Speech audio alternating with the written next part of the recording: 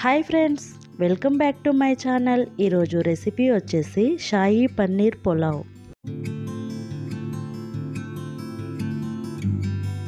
ముందుగా కడాయి పెట్టుకుని 1 cup oil వేసుకుని పన్నీర్ ముక్కలను వేసి లైట్ గోల్డెన్ కలర్ వచ్చే వరకు ఫ్రై చేసుకోవాలి.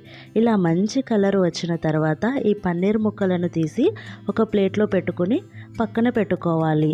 అదే కడాయిలో 1 కప్పు జీడిపప్పును కూడా వేసుకుని ఒక 2 నిమిషాల పాటు ఫ్రై అయిన తర్వాత ఇలా ఫ్రై అయిన ఈ జీడిపప్పును ఒక బౌల్లోకి తీసుకోవాలి.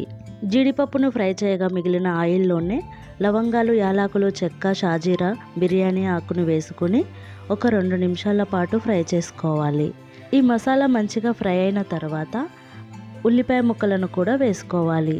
1 నిమిషం పాటు ఫ్రై అయిన తర్వాత ముందుగా కట్ చేసి పెట్టుకున్న పచ్చిమిరపకాయలను కూడా వేసుకోవాలి. ఈ ఉల్లిపాయ ముక్కలు లైట్గా కలర్ చేంజ్ అయ్యే వరకు ఫ్రై చేసుకోవాలి. ఇలా మంచిగా ఫ్రై అయిన తర్వాత 1 స్పూన్ అల్లం ఎల్లిగడ్డ పేస్ట్ వేసుకుని ఈ అల్లం ఎల్లిగడ్డలోని పచ్చి వాసన పోయే వరకు ఫ్రై చేసుకోవాలి.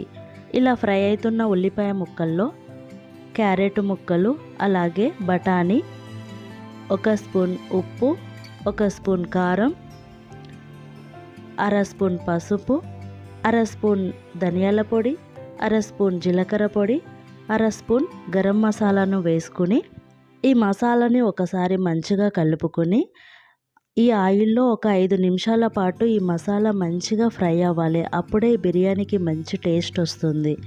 ముందుగా 1 అవర్ ముందు నానబెట్టిన బాస్మతి రైస్ను వేసుకోవాలి.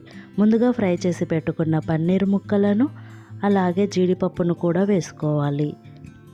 ఈ రైస్కి మసాలా పట్టేలా కలుపుకోవాలి. ఒక 2 లేదా 3 నిమిషాల పాటు ఈ రైస్ని ఇలా ఫ్రై చేసుకోవడం వల్ల రైస్లో ఉండే వాటర్ పూర్తిగా పోతుంది. 1 గ్లాస్ బాస్మతి రైస్కి 1.5 గ్లాస్ వాటర్ కరెక్ట్గా సరిపోతుంది.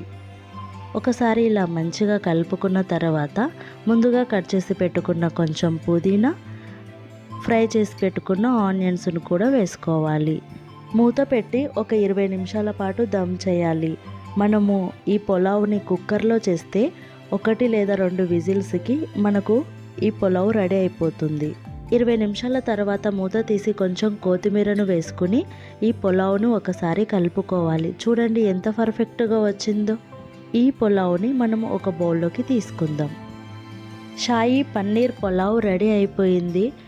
వీకెండ్లో కానీ లంచ్ బాక్స్లో కానీ ఈ రెసిపీ చేస్తే చాలా అంటే చాలా బాగుంటుంది. టేస్ట్ కూడా చాలా బాగుంటుంది. ఒకసారి మీరు కూడా ట్రై చేస్తారు కదా. నా వీడియో మీకు నచ్చినట్టయితే నేను కొత్త రెసిపీస్తో మీ ముందుకు వస్తూనే ఉంటా. మీరు మాత్రం నా ఛానల్ని లైక్ చేయండి, షేర్ చేయండి. మరిన్ని వీడియోస్ కోసం నా ఛానల్ని సబ్స్క్రైబ్ చేసుకోవడం మాత్రం అస్సలు మర్చిపోకండి.